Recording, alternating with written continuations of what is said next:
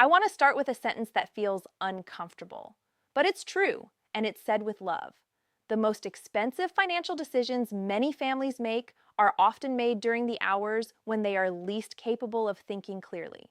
Not because they're foolish, not because they're weak, but because they're grieving. They haven't slept, they're in shock, their nervous system is flooded. And in that exact window, a family can sign papers that cost thousands more than they needed to spend, simply because nobody told them what their rights were, what choices were truly optional, and which words to listen for when something isn't honest. If you're watching this on an ordinary Tuesday morning, I know this isn't the topic you were hoping to think about today. I understand that completely. But I'm covering it because preparation is not pessimism. Preparation is protection. And in 2026, the funeral industry is under more consumer scrutiny than it has been in decades, with regulators and consumer advocates pushing for clearer pricing, stronger disclosure rules, and more accountability around practices that have historically cost American families billions in unnecessary charges. The goal of this video is not to make you anxious. The goal is to make you unexploitable. Before we go further, comment your age and your biggest struggle right now. Is it medical bills, prescriptions, rent, food, retirement timing, caregiving, or scams and financial pressure? Just write 72 prescriptions or 67 caregiving. I read these, and it helps me decide what to cover next. And quick disclaimer, I'm a senior benefits educator, not a lawyer, and not a funeral director. This is general information. Laws and practices vary by state. And if you're facing an immediate loss, it can be worth speaking with a trusted consumer advocate or attorney in your state. Now, here's what's news about this topic in 2026, and I'm going to say it carefully because I will not exaggerate. The Federal Trade Commission's Funeral Rule, first created in the 1980s, has been under active review and modernization pressure in recent years, and consumer protection attention has intensified because the way families shop for services has changed, costs have risen sharply, and pricing transparency has lagged behind the rest of the economy.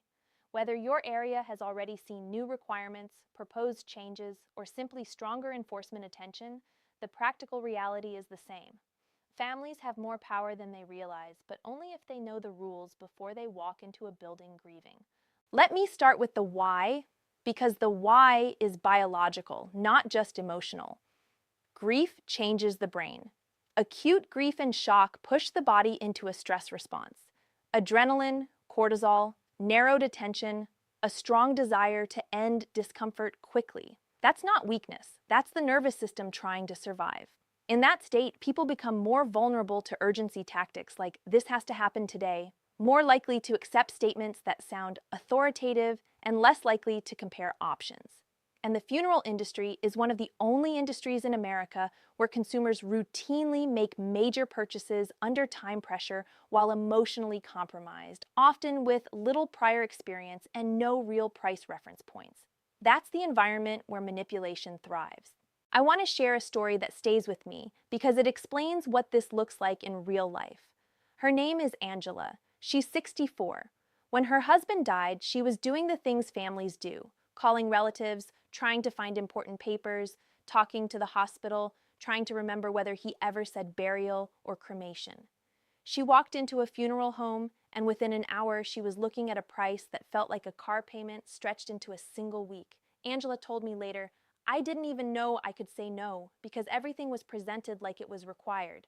The bill wasn't just expensive, it shook her sense of safety for months. She wasn't grieving in peace. She was grieving with financial trauma layered on top. And here's the part that matters. Many of the upsells she agreed to were not legally required. She didn't know that. Nobody told her that. And she didn't have the capacity in that moment to challenge it. That's why we're going to talk about your rights like they're tools, because they are tools. And the first tool is the most important one: price transparency and the general price list. Under the FTC Funeral Rule, funeral providers must give consumers an itemized general price list, often called the GPL. It breaks out the costs for services and merchandise. They also must provide price information over the phone if you ask. And there is a key point most seniors don't know. You do not have to give your name, your address, or your social security number to ask price questions. You are allowed to shop. You are allowed to compare. You are allowed to ask, how much is direct cremation? And what is your basic services fee? And what is the least expensive option you offer without being pulled into an appointment? Now let's build suspense in a helpful way, because there's one phrase that tells you almost everything about how a funeral home is going to treat your family. If you ask for prices and they say, "We can't tell you that over the phone," or "You'll need to come in," or "It depends, let's schedule a meeting," that is often a warning sign. It doesn't automatically mean they're breaking a rule, but it tells you they're trying to move you from a calm, comparative shopping environment into an emotionally pressured environment where it's harder for you to leave. The strongest consumer position is the kitchen table, not the arrangement room. Here's the second key truth that makes seniors safer immediately. Embalming is not automatically required by law in most situations. There are specific circumstances where embalming may be required by certain state rules, or if a body is being transported in certain ways, or if a viewing is delayed significantly. But the broad claim, "the law requires embalming," is one of the most common pressure statements families report. Your protection is a simple question. Can you cite the specific law or regulation that requires that in my situation? Honest professionals will explain. Dishonest pressure collapses when asked for specifics. Now I want to widen the lens, because the industry has been changing in a way that can either save you money or confuse you, depending on how prepared you are. The national trend toward cremation has increased for years, and cost is a major driver. A traditional burial with full services can reach into the many thousands once you combine the funeral home's professional fees, a casket, preparation, ceremony costs, and cemetery-related expenses like a plot, opening and closing, and a marker. Direct cremation, by contrast, is often far lower because it strips away services many families don't actually want. No embalming, no viewing, no formal ceremony in the funeral home, just the cremation and the return of remains. Then families can hold a memorial later, in a way that fits their values and budget, when they can actually breathe. There's an emotional benefit to that people don't talk about enough. When the memorial isn't forced into a 48-hour sprint, families can gather when people can travel, when the shock has softened enough to be present, and when the ceremony can reflect a life rather than the logistics of paperwork. The cheaper option can also be the more humane option. Now, before I go deeper, I want to ask you to like and subscribe, and stay with me for the number one secret. If you want seniors' benefits and consumer protection news explained calmly, without panic, without shame, this is exactly what I do. And the number one secret at the end is something you can do in 30 minutes that protects your family more than any single discount ever could. Let's talk about the practices regulators and consumer advocates focus on most, because you need to recognize them when you hear them. One is price hiding, making it difficult to compare options until you're sitting face to face. Another is bundling, pushing packages that include items you didn't request.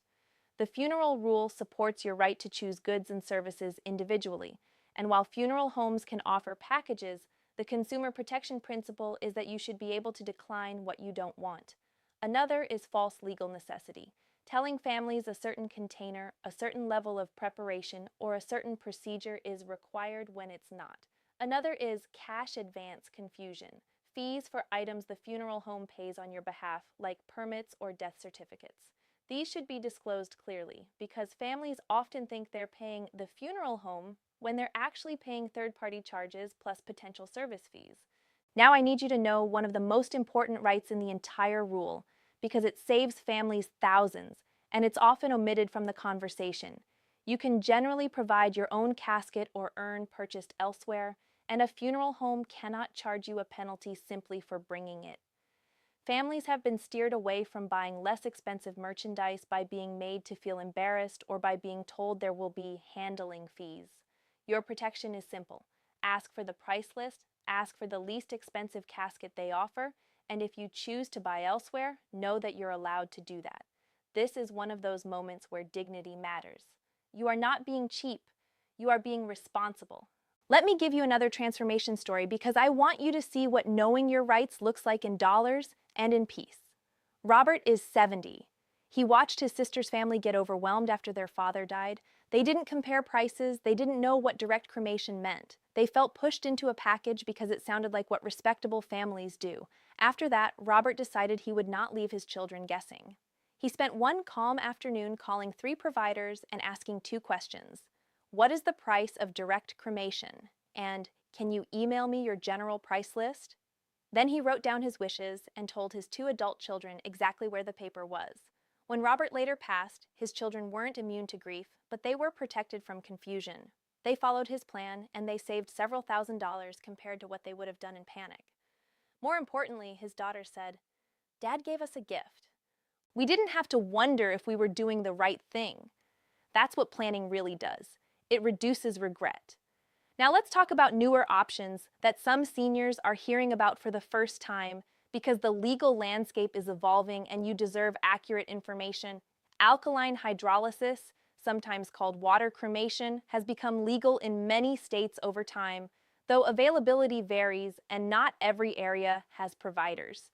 Natural organic reduction, often called human composting, has also been legalized in some states, with rules and provider availability varying widely. These options can be meaningful for people with environmental values or specific preferences. But the key is to verify what is legal and available in your state and what the total cost is, including any required transportation or facility fees. The point isn't to sell you on a method. The point is to remind you that you have choices. Now, I want to touch a topic that connects directly to seniors' benefits planning, because this is where grief planning intersects with financial survival, Medicaid eligibility, and long-term care. Many seniors don't realize that funeral planning can be part of Medicaid planning in some states. Many states allow certain burial funds or irrevocable funeral trusts to be treated differently than countable assets, which can matter if someone may need Medicaid-funded long-term care. The details are state-specific, and this is exactly the kind of question to bring to an elder law attorney. Does my state allow an irrevocable burial trust or prepaid funeral arrangement to be excluded, and what are the limits and rules? When done correctly, this isn't a trick. It's a recognized planning tool that can reduce financial chaos later and ensure final expenses are covered without burdening family.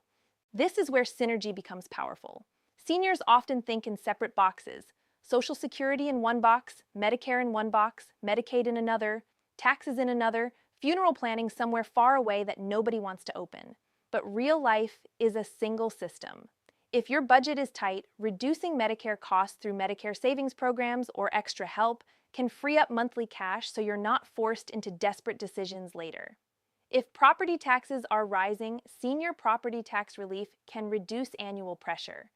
If you're nearing Medicaid thresholds, legal planning can protect access to care. And if you plan final arrangements calmly, you prevent an emergency bill from landing on your children right when they're grieving. These pieces stack together into stability. Now, I want to address the topic of prepaying, because it is one of the areas where seniors can either gain peace or get hurt, depending on how it's done. Pre-planning, writing down wishes, choosing a provider, comparing prices, almost always helps. Prepaying, giving money now for services later, can be helpful for some, but it must be done with proper protections. States regulate pre-need funeral arrangements in different ways. Some require funds to be held in trust, some allow insurance-funded contracts, some have cancellation rules, portability rules, and disclosure requirements. The safest question you can ask any provider is, if I prepay, where exactly is the money held? Who is the beneficiary? What happens if you sell the business or close? And can this be transferred if my family uses a different provider? If the answers are vague or defensive, that's not your provider. Let me tell you about Denise, 76, because her story shows why this matters. Denise prepaid years ago with a small local provider. Then the provider was sold. Her children later discovered the new management didn't want to honor the old agreement without additional charges. Denise's family eventually resolved it, but it took phone calls, stress, and time they didn't have. After that experience, Denise's best friend chose a different approach. She pre-planned without paying everything up front, set money aside in a dedicated account, and documented her wishes clearly. When she died, her family had funds available and instructions in hand without being tied to one provider's business stability. There is no perfect approach for everyone, but you deserve to understand the risk and choose intentionally. Now, the number one hidden secret I promised you, the one that can feel revolutionary because it shifts power back to the family, is this: The most protective thing you can do is create a one-page plan and price compare before anything happens, because the time pressure premium is where families lose the most money. You don't need to pick every detail. You need to pick the structure. Do you want burial or cremation? Do you want a viewing? Do you want a ceremony in a funeral home or a memorial later? Then you call 3 providers while you are calm and ask for the exact same itemized prices, especially direct cremation and the basic services fee. You write those numbers down, you keep them with your important papers, and you tell 2 people where they are. That's the secret, because it works even if rules change, even if providers change, even if a new sales tactic appears. A family with a written plan and price references is very hard to exploit. A family walking in blind is easy to overwhelm. So here are the steps I want you to take, not in panic, but with quiet confidence. This week, choose one calm afternoon. Write down your wishes in simple language. Decide who will handle arrangements. Call at least 2 or 3 providers and ask for price information, especially the least expensive options and direct cremation if that's something you would consider. Ask for the general price list. Save it, and tell your family where it is. If you are near Medicaid eligibility or think long-term care planning may matter, ask a qualified elder law attorney about burial trusts and state rules. And if you have an HSA and you've heard rumors about using it for funeral expenses, treat that as possible legislation, not as current law. Verify with official sources before making financial moves. And now, I want to end with something that I hope gives you strength. Planning for this is not inviting anything bad. It's protecting your family from confusion. It's an act of love. It's you saying, I will not allow grief to become a sales opportunity. Aging doesn't mean you lose power. In many ways, aging is when you earn the right to be direct, to be wise, and to choose what matters. You're not behind. You're not alone. And you still have options, real options, to protect your money, your dignity, and your family's peace. If this helped, share it with one person in your family who would be the one making decisions, and subscribe so you get these updates in plain English before you need them.